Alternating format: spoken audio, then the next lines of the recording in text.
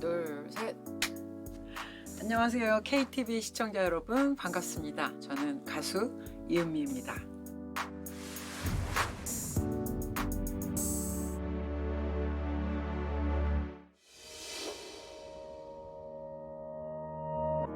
여러분들과 똑같죠 뭐. 일단은 일상생활에서 우리가 당연하게 누렸던 것이 얼마나 소중한지 깨닫게 됐던 그런 한 해였고요. 그 중에서도 제일 중요한 것이 역시 건강이구나 라는 걸 다시 확인하는 그런 해였으니까.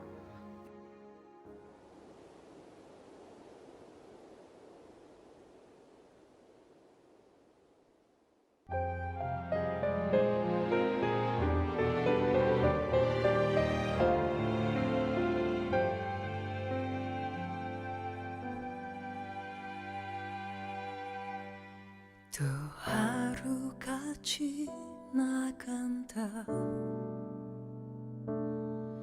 헛된 바람과 욕심들은 싱글로 얼마 전에 새로운 노래 한 곡을 만들어서 여러분께 발표해드렸고요. 바쁘고 복잡하고 늘 좀 떠밀려 사는 것 같지만 어쩌면 오늘이 마지막이라는 생각으로 살아야 하지 않을까. 그렇게 바라본다면 삶이 조금 더 다른 시각으로 보이지 않을까라는 노랫말을 담은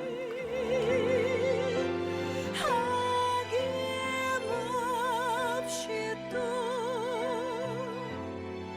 주어진 나를 살아간다. 오늘이 마지막인 것처럼.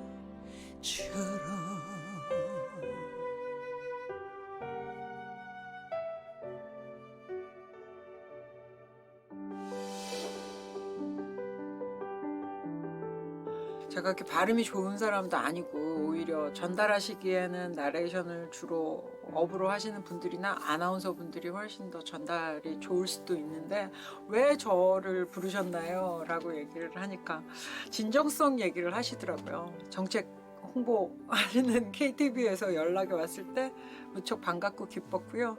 제 능력이 조금이라도 도움이 될 수 있으면 좋겠다라는 생각을 했죠. 이렇게 정책을 여러분들께 발표하고 또 알려드릴 수 있는 기회가 더 많아져서 두려워할 것이 아니라 우리가 미리 대비하는 것이 좋다라는 것들이 더 많은 분들이 인식하시고 이해하실 수 있으면 좋은 것 같아요. 그래서 문재인 정부의 뉴딜 정책에 대해서 여러분들이 많이 아시는 계기가 됐으면 좋겠습니다.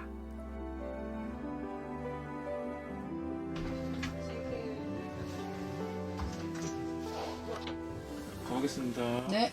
네. 스탠바이. 돌았습니다. 큐.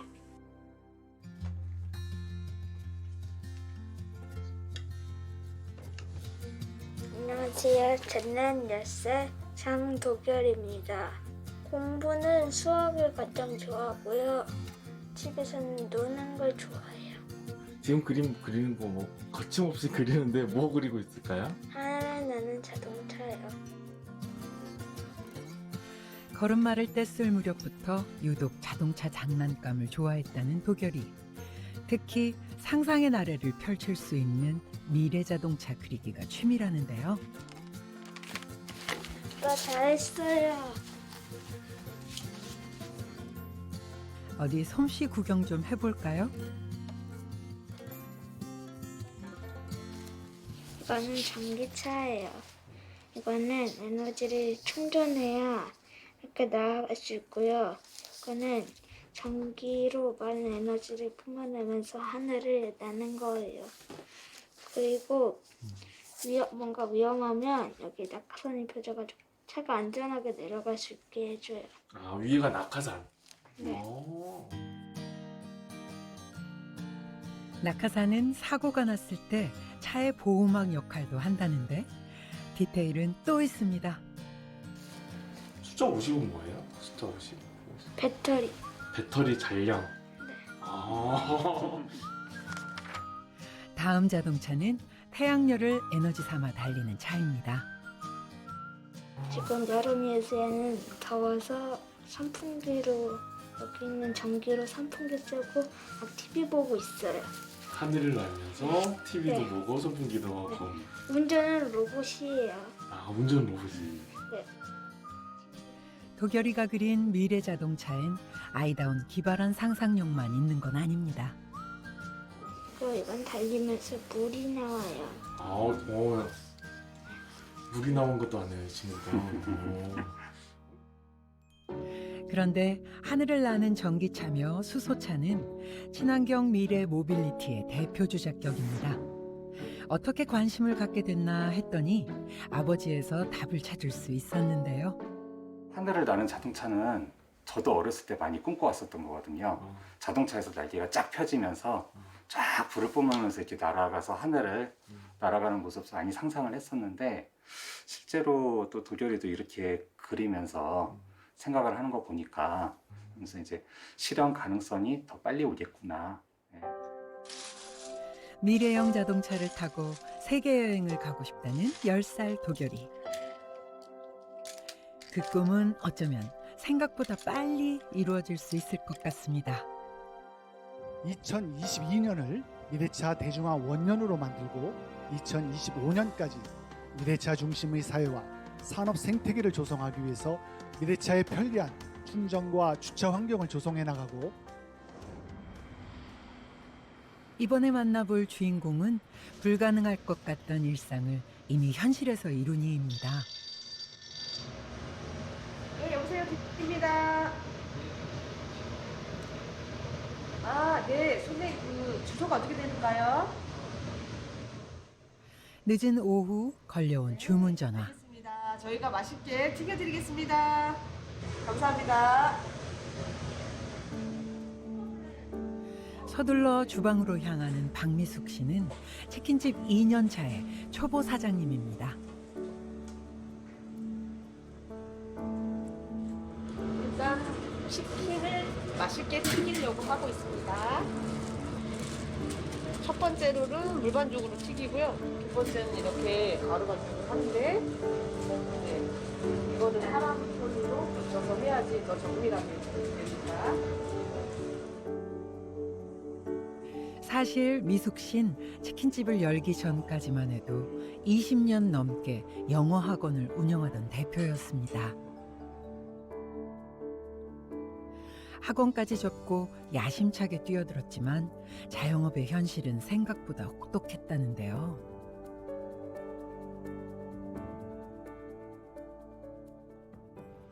장시간 고된 노동이 계속되다 보니 몸 여기저기 경고음이 들린 건 물론 쉽지 않죠? 하루 많이 튀기는 집은 100마리도 튀긴다고 하는데 이거를 계속해서 우리 사람이 들었다 놨다 하면 굉장히 아파요, 왼쪽에. 주방 인력을 구하는 일도 맘처럼 풀리지 않았습니다. 치킨을 튀기는 일은 하루 종일 역한 기름 냄새를 맡아야 하는 데다 화상의 위험까지 있어 다들 기피 해소입니다. 그러니까 알바생이나 젊은 학생들은 저기 치킨점에서 일하는 거를 꺼려하죠. 그래서 지금 저희 나라의 치킨집이 부부 2명이 운영하는 치킨점이 좀 대부분일 거예요. 속을 끓이던 그때 구세주처럼 나타난 게 바로 이 로봇입니다. 조리 버튼을 누르자 주방 선반에 고정된 로봇팔이 바스켓을 집어 튀김기로 옮깁니다. 아, 자기가 이렇게 바스켓에 드네요. 치킨 로봇은 조리 시간을 정확히 지키기 때문에 균일한 튀김 정도를 보장하는 게 장점.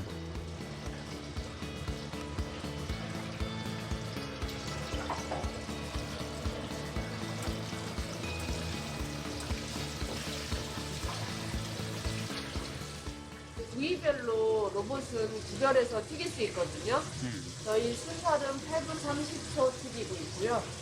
그 다음에 닭다리는 13분 튀기고 있습니다. 로봇이 치킨을 튀기다니 이게 참 놀라운 세상 아닌가요? 정말 그렇죠? 저도 놀랐습니다. 노릇하게 잘 익은 치킨은 마치 사람처럼 기름도 툭툭 털어내는데요.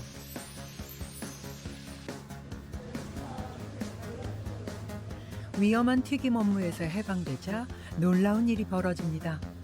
너도 나도 일을 하겠다며 치킨집의 문을 두드린 겁니다.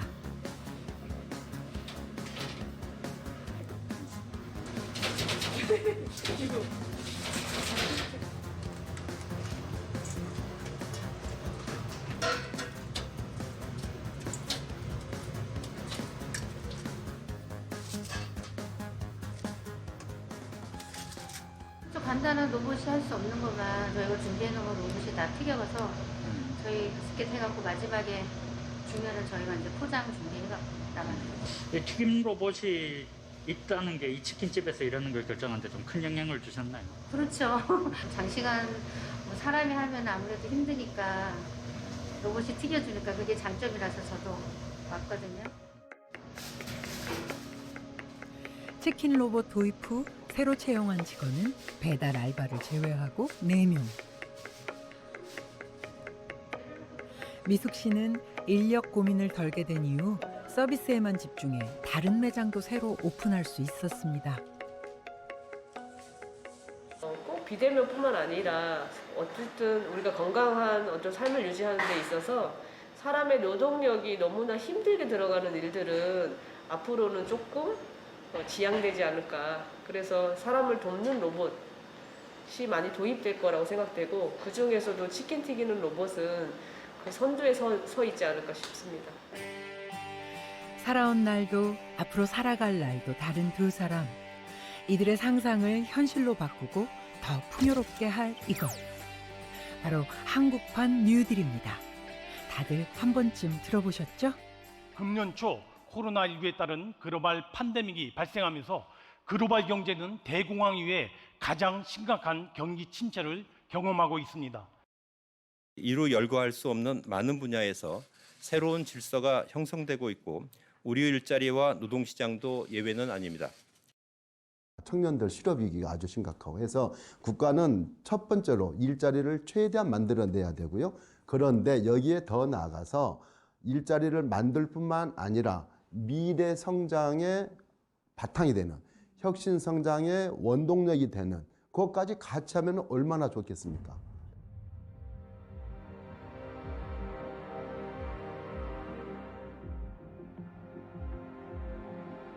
(1930년대) 대공황이 불어닥쳤을 당시 미국은 경기부양책인 뉴딜 정책을 통해 대량의 일자리를 만들어내고 무너져가던 경제 소생에 성공합니다.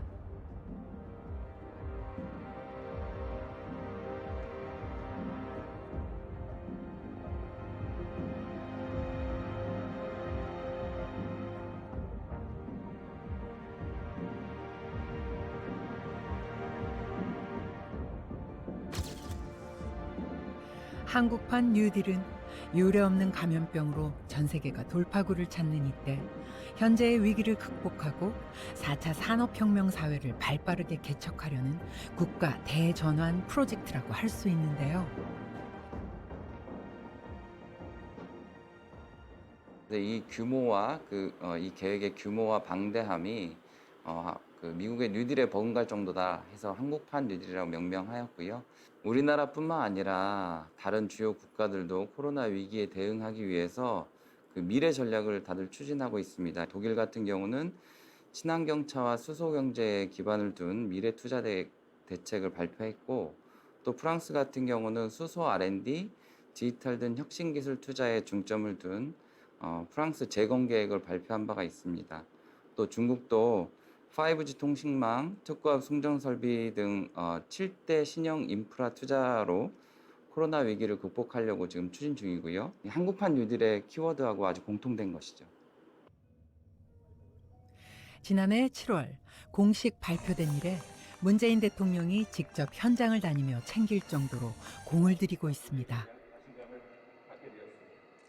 여기 보시는 제품은 육성 풍력이나 이상 풍력이나 다를 바가 없는 것입니까? 원리는 똑같은데요. 해상 풍력이 길이가 육상 풍력보다 이제 배 이상 길어지고 있습니다.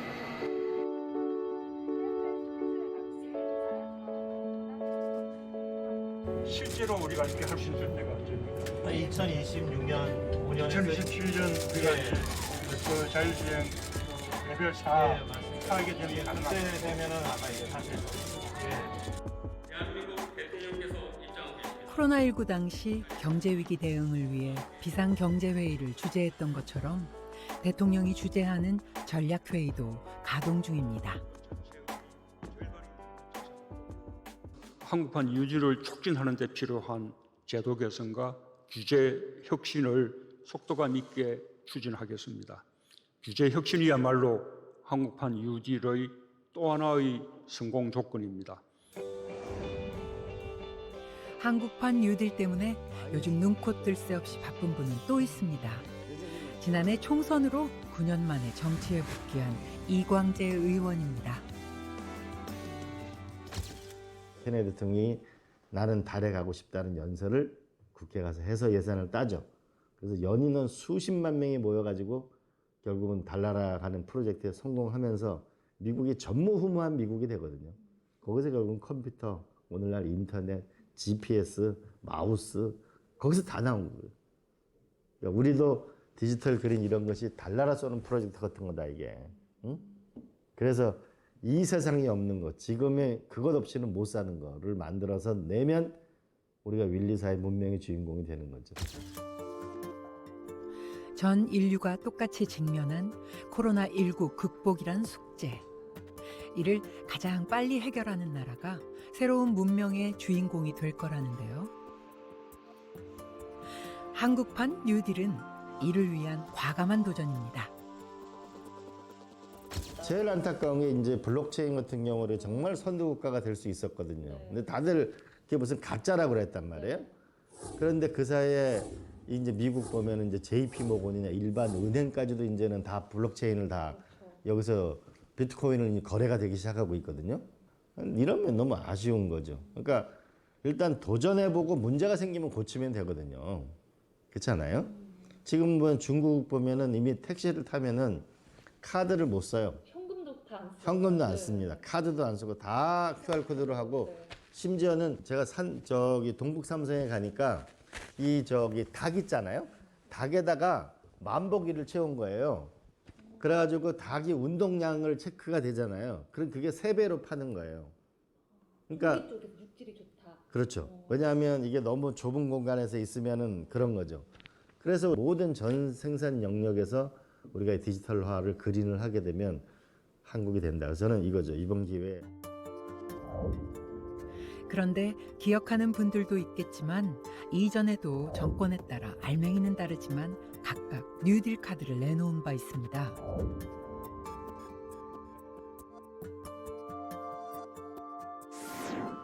도대체 그때와 지금은 뭐가 다르다는 걸까요?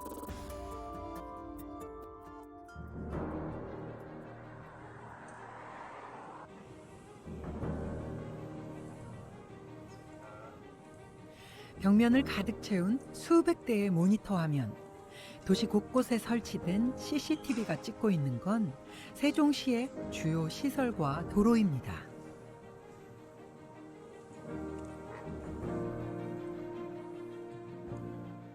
야간이든 낮이든 언제든 저희가 그 도움의 손길을 바라시는 분들이 있다는 생각으로 저희가 계속 지켜보고 있거든요. 그런 기분으로 저희가 계속 쉬지 않고 보고 있습니다. 그런데 이때 다급한 SOS 요청이 접수됐습니다. 세종시 관제사무실입니다. 무엇을 도와드릴까요? 모니터엔 신고자의 위치가 표출되고 주변에 있는 카메라들이 해당 지점 방향을 비추며 현장 상황을 실시간으로 전송하는데요.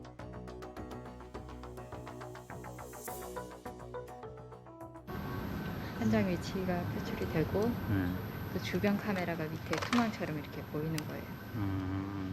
주변에 이제 CCTV가 네, 아까 뭐 가장- 5개 쏘고 그랬나요? 5개 소 가장 가까운 데 있는 카메라가 보이는 거예요. 만약 위급한 상황일 경우 즉각 인근 경찰서나 소방서에 출동을 요청하게 됩니다.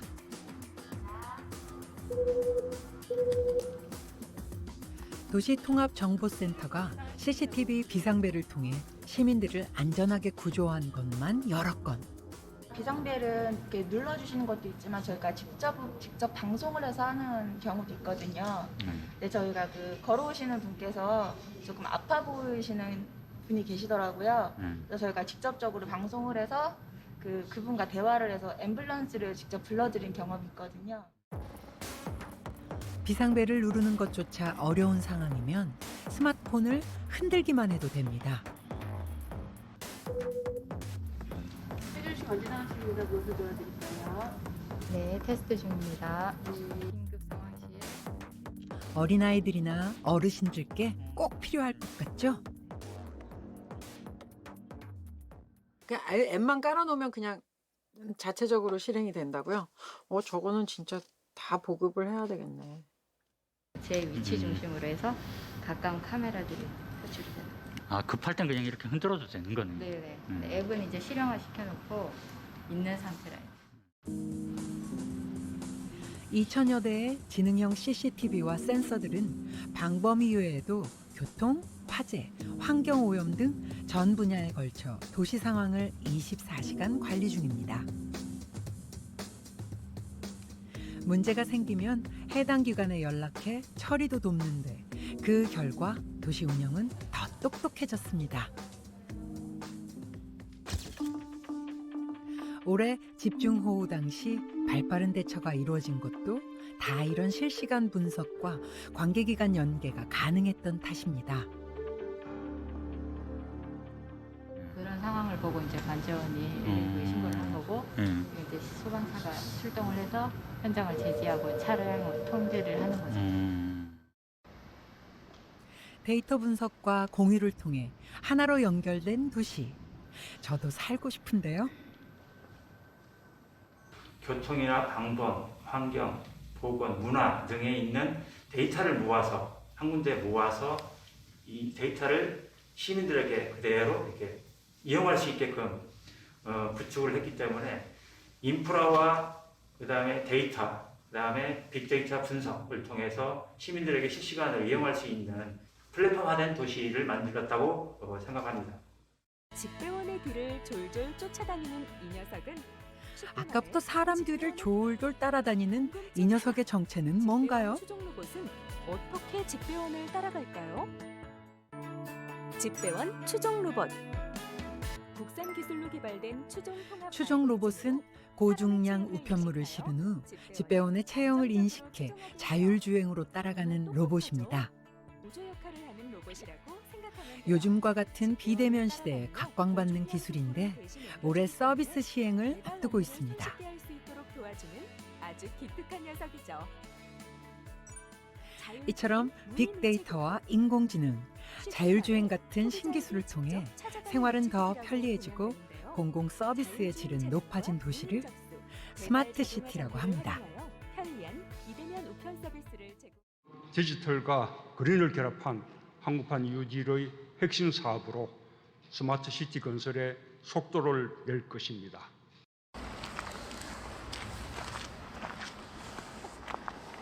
안녕하세요.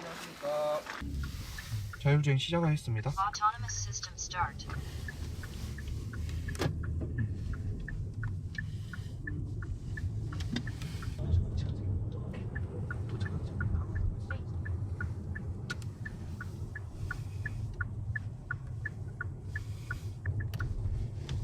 딱히 악셀도 지금 밟고 계신 게 아니죠? 지금 다 떼고 있고요.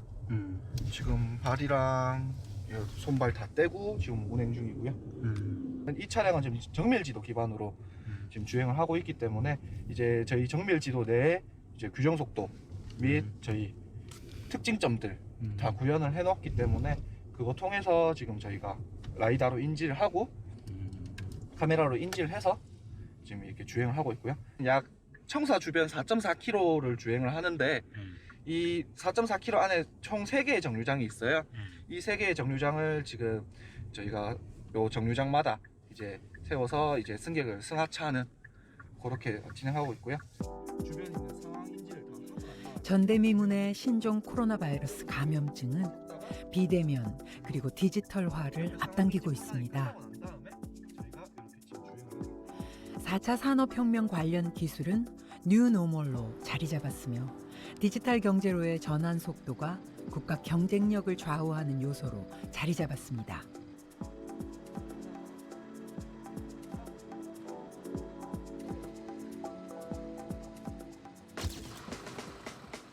문재인 정부의 한국판 뉴딜은 한마디로 이런 변화에 발맞춰 우리 경제와 사회에 디지털이라는 옷을 입히는 작업입니다. 이게 한번 해주겠습니다. 네.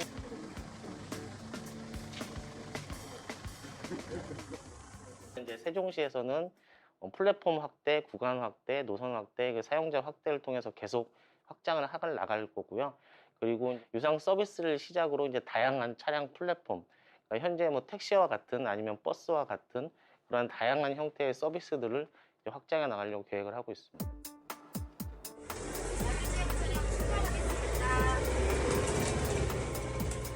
삶의 전 분야에서 강력하게 추진되는 디지털화는 생각보다 많은 것을 변화시킬 수 있습니다.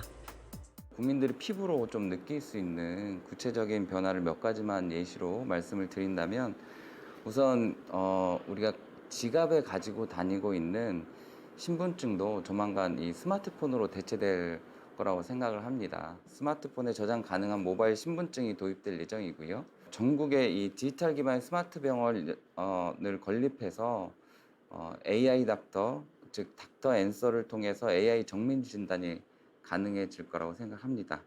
또 지금 그린 스마트 스쿨 사업을 추진 중에 있습니다. 이 사업을 통해서 아이들이 좀 더 따뜻하고 안전한 교실에서 미래를 대비하기 위한 디지털을 대비하기 위한 교육을 받을 수 있게 될 겁니다.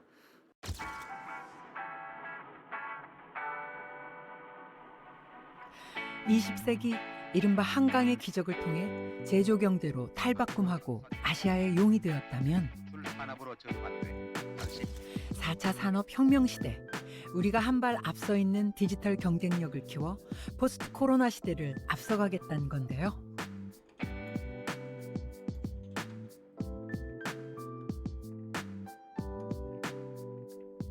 잘만 된다면 이 기회에 디지털 1등 국가의 입지를 단단히 굳힐 수 있고요. 그렇습니다.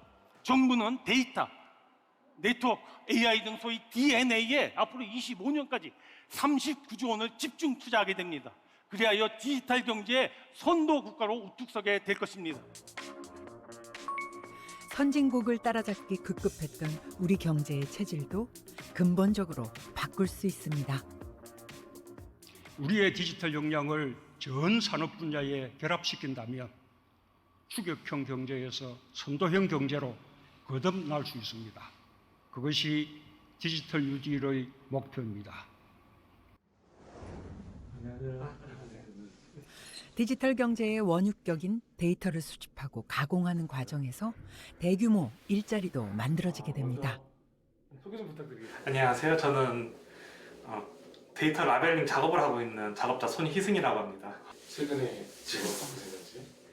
올해 10월까지 자영업자로 왔었어요. 그러니까 이제 그 베이커리 카페라고 있었는데 이번에 코로나 사태 때문에 이제 폐업을 하면서 원래 이제 그러니까 부업을 하고 있었는데 이제 그 부업이 이제 본업으로 된 케이스입니다. 손희승 씨가 하는 작업은 간단합니다. 먼저 차량에 있는 부분에 네모칸을 지정해 둔 뒤 자동차란 설명을 입력하면 되는데요. 이렇게 대상의 영역을 지정해 주는 작업을 데이터 라벨링 중 바운딩이라고 합니다. 이 작업도 그러니까 고객사마다 조금씩 다 달라요. 어떤 고객사들은 이제 이렇게 보이는 차량만 바운딩하는 이제 이게 부탁하시는 분들 계시고 어떤 분들은 이제 이 차량이 가려진 부분까지 예상해서 바운딩 해달라 하시는 분들 계시고 꽤 인내심을 필요로 하기 때문에 꼼꼼하고 집중력이 높은 사람에게 유리하다는데요. 영역을 되게 세세하게 딱 차만 이렇게 하네요. 차만 딱 정확하게 하는 경우가 많아요. 그리고 좀 작다 싶으면 이렇게 휠로 더 크게 해서 확대한 다음에 이런 식으로. 이렇게 만들어진 데이터는 자율주행을 위한 인공지능 훈련에 쓰이게 됩니다.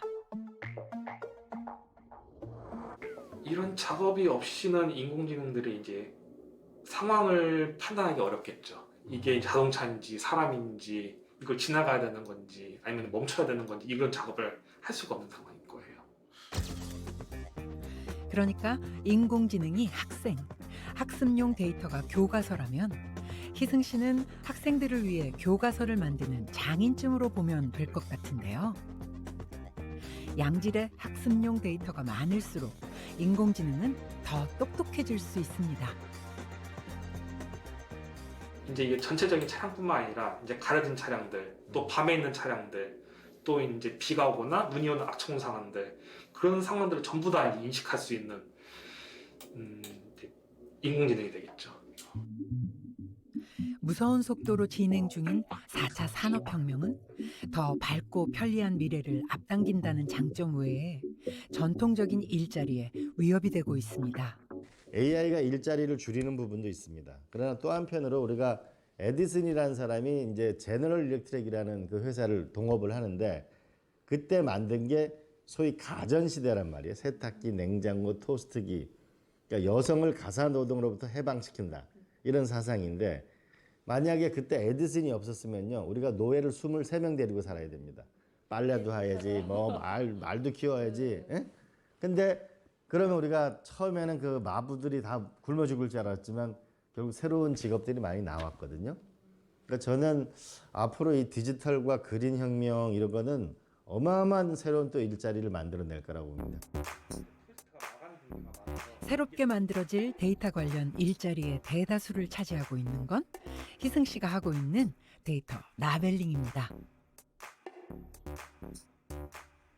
데이터 라벨링은 기본적인 교육만 받으면 누구나 쉽게 할 수 있는 데다 시간과 장소에 구애를 받지 않는다는 게 최대 장점. 장소 가리지 않고 그냥 하는. 네, 노트북만 있으면 가능하니까요. 보통 이제 라벨링 플랫폼들이 있어요. 이제 라벨 플랫폼에 이제 로그인을 해서 이제 로그인을 하게 되면 이제 워크스페이스에 이제 그 프로젝트들이 전부 다 있어요. 프로젝트 이제 어떤 건 이제 가공하는 프로젝트가 있고 어떤 것들은 이제 음성이나 사진 같은 거 수집하는 수집 프로젝트도 있고 거기서 이제 자기가 이제 좋아하는 작업을 선택해서 이제 하면 되는 거예요. 데이터를 모으고 가공하는 일자리가 생긴 후엔 국내 기업들이 구축된 AI 데이터를 다양하게 활용하면서 또 한 번 일자리가 생기게 됩니다. 이거 지금 멈춰놓고 다른 것도 아니에요? 저 같은 경우는 이제 올해 이제 내년 2월에 졸업을 하게 되는 이제 뭐 졸업 유예한 취업 준비생이고요. 이제 아르바이트 그냥 이제 검색을 하다가 이제 집안에서 재택으로 간단하게 할 수 있는 일이다 해서 한번 반신반의하면서 참여하게 됐었고 이제 실제로 플랫폼 상에 있는 이제 뭐 의뢰들을 하나씩 처리하면서 이제 간단하게 이제 수익도 낼 수 있는 알바여서 뭐 참여를 할 수 있었습니다. 어제 말씀드린 작업이랑 코로나 사태로 직격탄을 맞은 청년들에겐 그야말로 희소식. 물론 이렇게 만들어진 일자리가 모두를 만족시키는 건 아닐 겁니다. 글씨 쓰는 건 제 할 일 위주로 하다가 잠깐 하고 아니면은 제가 원하는 작업 있잖아요. 이제 그런 작업 위주로 하다 보니까 뭐 지금 한 3-4개월 정도 됐는데 지금 한 15만 원, 16만 원 정도 벌었고. 희승 씨는 좀 벌이가 나은 편이라는데요. 한 180에서 200만 원 정도 받고 있습니다. 정기적으로 하는 작업이라는 건 뭔가 계약이 돼서 하는 작업인 건가요? 네, 맞아요. 그러니까 프로젝트에 따로 명시가 되거든요. 한 달 동안 이제 계약해서 작업하시는 분들 모집 이런 식으로. 일반적으로 데이터 라벨러들은 보통 한 건당 20-30원 정도의 금액을 받는데 현대판 눈알 붙이기식 알바가 아니냐는 지적이 나오는 것도 이 때문입니다. 데이터 라벨링에는 되게 단순 반복 작업만 있다고 생각을 하셔가지고 그렇게 인형 눈알 붙이기라는 오해가 생길 수도 있는데요. 이게 사실 단순 반복 작업만 있는 게 아니에요. 예를 들어서 의료 데이터 같은 경우나 법률 혹은 뭐 특정 언어 데이터 같은 경우에는 언어 자격증이라던가 아니면 실제 지금 전문의분들 이런 분들만 참여할 수 있도록 되어 있습니다. 그런 전문적인 지식이나 이제 기술을 가지고 있으신 분들은 수익이 좀 더 높겠네요. 아무래도 그렇죠. 작업자의 숙련도와 경험 노하우에 따라 얼마든지 높은 수입을 올릴 수 있다는 것. 또 일정 이상 퀄리티를 낸 라벨러들은 관련 기업에 스카웃되거나 고용되기도 합니다. 본인이 하기에 따라 기회는 열려 있다는 겁니다. 아, 그러네요. 그러니까 전문 지식이 있어야만 그런 데이터 수집이 가능하고 그런 분들은 더 높은 수익을 얻으실 수 있다. 인공지능 혁명이라고 해서 이것만 일자리가 없어진다? 그건 역사적으로 맞지 않고요. 그래서 지금은 이제 사람들이 깨닫게 된 게 AI가 인간을 대체하는 것이 아니고 인간의 능력을 또 인간의 감각을 이렇게 확장시켜 주는 거구나. 인간을 더 파워풀하게 만들어주는 AI랑 같이 사이좋게 협업을 해야 되겠구나. 그래서 일자리는 만들어지는 것, 없어지는 것도 물론 있겠죠. 아주 단순한 일자리, 기계화가 되면서 막 일자리 없어지는 부분 있잖아요. 단순 반복적인 일자리. 그런 것은 없어지겠지만 그것 이상의 더 양질의 고급의 일자리를 많이 만들어내서 전체적으로는 인간 삶이 윤택해지고 일자리는 늘어난다. 그게 더 정확한 예측일 겁니다. 디지털 뉴딜 일자리에 더해 최근엔 프로토콜 경제란 개념도 주목받고 있습니다. 대면에서 비대면으로 그리고 플랫폼 경제에서 프로토콜 경제로의 패러다임, 이 전환에 발빠르게 대응하면서 새로운 기회로 활용하는 스타트업들이 코로나 이후의 미래를 선도해 나갈 것입니다. 그런데 대체 프로토콜 경제란 뭔가요? 플랫폼 경제가 일반적으로 굉장히 중앙화된 운영자들에 의해서 플랫폼의 어떤 규칙이나 방향성들을 일방적으로 정하는 그런 모습에 대비돼서 플랫폼에 있는 그 참여자들이 공정하고 투명하고 그다음에 개방화된 거버넌스에서 함께 의사결정을 하거나 이 플랫폼에 기여했던 거에 비례해서 어떤 업사이드가 있는 마치 스탁옵션 같은 보상을 받아갈 수도 있고, 또한 이런 상황에서 이 플랫폼에서 거래되는 그 재화나 매개들이 디지털 자산화가 되면서 더욱더 마찰 없이 적은 거래 비용과 수수료로 거래될 수 있는 그런 환경의 이제 경제로의 변화를 전반적으로 저희가 통틀어서 말하는 개념입니다. 한마디로 노동자가 열심히 일해 회사를 키우는 데 일조하면 그만큼 성장의 과실을 받는 시스템이 프로토콜 경제인데, 현실화된다면 플랫폼 노동자들도 지금보다 공정한 대가를 받으며 일할 수 있게 됩니다. 사람들은 굉장히 많은 데이터를 자기도 모르게 생성하고 있거든요. 예를 들면 제가 그 스마트폰만 들고서 서울을 다니고 있어도 굉장히 많은 GPS 데이터를 제가 어딘가에게 제공을 하고 있는 거고요. 친구에게 문자를 보낼 때도 물건을 사 먹으면서 결제를 하거나 예약을 하거나 메뉴를 고르거나 이런 모든 활동들에 있어서 저는 자의적이지 않더라도 하루에 몇십 개 이상의 소중한 데이터들을 생산하고 있는데, 그런 생산한 데이터를 기반으로 아마 보상받는 경험은 아마 누구도 안 할 거예요. 사람들이 이 데이터를 생성할 때 거기에 대한 소유권을 명확하게 가지게 하고 그것을 통해서 돈을 벌 수 있게 해주는, 특히나 이 결국 세상의 모든 부가 몇 개의 플랫폼 회사들에 모이고 있기 때문에 그 플랫폼 회사가 동작하는 이유는 사람들이 이렇게 제공해준 데이터 때문에 동작을 하는 건데, 거기에 대한 이익을 당연히 나눠줘야 되는 거는 비즈니스 모델적으로나 사회적인 정당성, 철학적으로나 옳은 일이라고 생각을 하고 있고요. 포스트 코로나 시대, 미래 먹거리 산업을 선도하는 디지털 혁신 국가로, 국민 누구나 실업의 불안에서 보호받는 사람 중심 포용 국가로,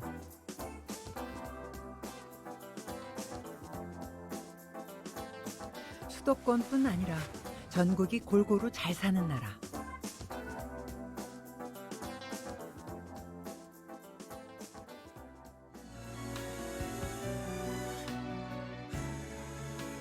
2050년 탄소 중립을 실현할 그린 경제로 전환하기 위한 이 원대한 계획.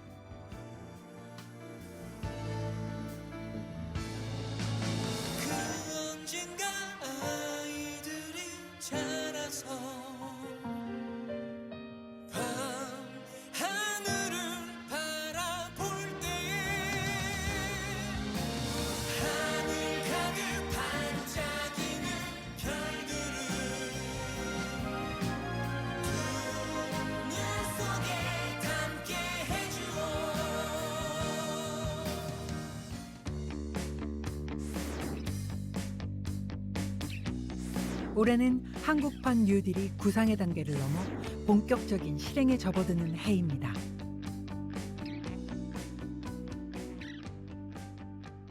일단은 출발은 순조로웠다고 평가하고 싶습니다. 우선 충분하지 못한 시간에도 불구하고 각 부처에서 사업을 적극적으로 추진해 주셔가지고 11월 현재 추경 예산 집행률이 95%에 이르고 있고, 정부가 추진하고 있는 데이터댐, 비대면 바우처 사업 같은 사업들에 많은 기업들이 참여하고 있습니다. 그 열기를 현장에서 느낄 수 있고요. 코로나19로 인한 위기를 극복할 수 있는데 도움이 많이 되고 있다라는 이야기도 듣고 있는 상황입니다. 프로젝트의 성공 여부가 대한민국의 미래를 결정짓는 만큼 그 어느 때보다 국민적 관심도 절실합니다. 자칭 재테크의 여왕이라 할 만큼 재테크에 관심이 많은 현욱 씨. 현욱 씨는 지난 8월 보유하고 있던 해외 펀드를 해지했습니다. 대신 안전한 국내 투자처를 찾고 있었는데요. 그때 현욱 씨의 눈에 들어온 것이 바로 뉴딜 펀드입니다. 제가 이제 요거에 관심이 있어서 뭐 증권회사에 있는 친한 재테크 파트너가 있어요. 그래서 재테크 파트너한테 문의를 했더니 요거 관련된 펀드가 바로 나온다는 거예요. 그래서 이 펀드가 나오면 즉시 연락을 드리겠습니다라고 해서 정말 연락 준 날 바로 가입했죠. 네네. 그러니까 펀드가 나오자마자 바로 가입한 셈이에요. 저는. 300만 원의 자금으로 출시되기 무섭게 가입을 했다는 현욱 씨. 세계적인 흐름에 맞춰 저탄소 친환경 기업들에 투자되고 무엇보다 정부 정책에 맞춘 펀드라 더욱 전망이 좋다 판단했습니다. 제가 이렇게 관심 있는 종목들이 이쪽 2차 전지랑 바이오 쪽에 이렇게 포진이 되어 있어가지고 네네 그러면서 이제 제가 이 펀드에 관심이 좀 많았고요. 그 다음에 정부에서 뭐가 나왔다 하면은 다들 비판적인 거예요. 네네 일단은 세관력을 니들이 우리 세금으로 다 이렇게 그런 세관력을 끼겨 보는데 그러면 투자 안 하면 되거든요. 불편 불만이면. 그런데 저는 정부에서 하라는 거 해가지고 여태까지 잘못된 적이 없었어요. 판단은 적중했습니다. 현욱 씨가 가입한 상품은 출시 이후 펀드 설정액이 1,000억을 돌파했고 누적 수익률 역시 13%에 육박했는데요. 은행 정기예금 최고 금리가 1%대인 것에 비하면 10배나 높은 수치입니다.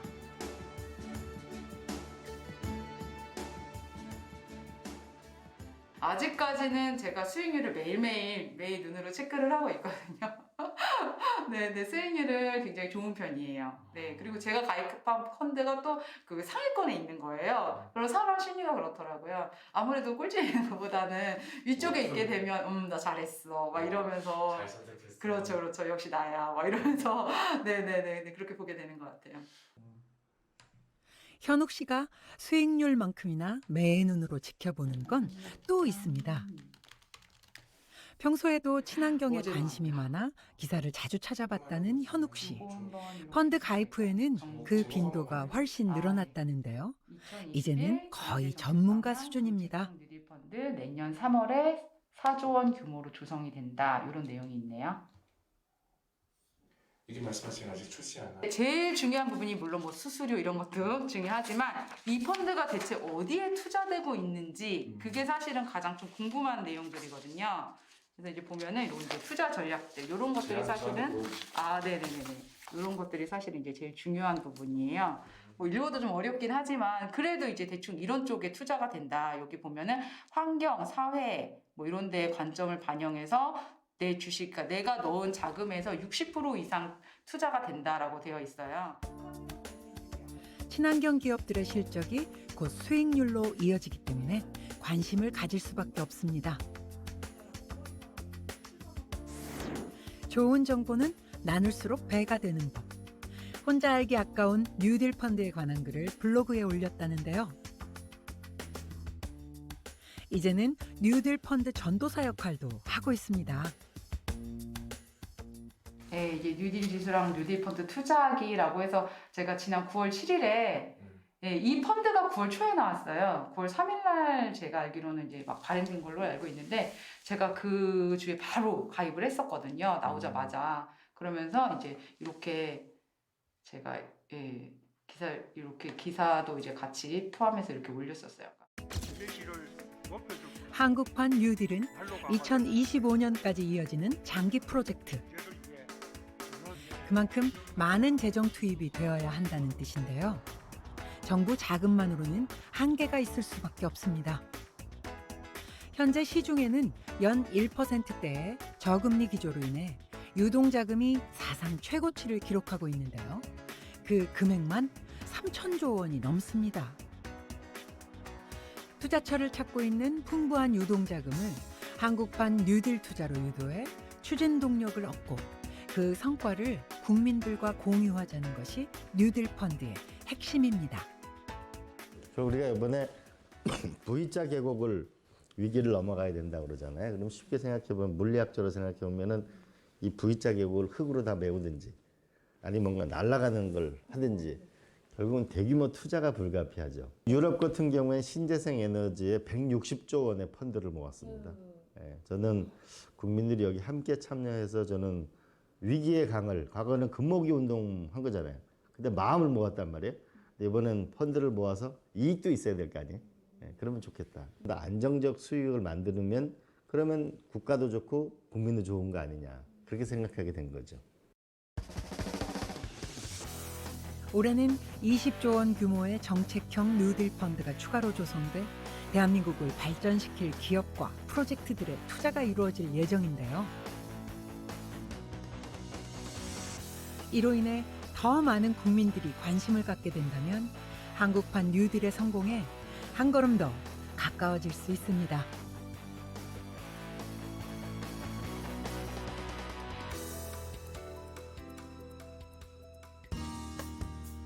내 삶이 더 나아지고 지역이 달라지고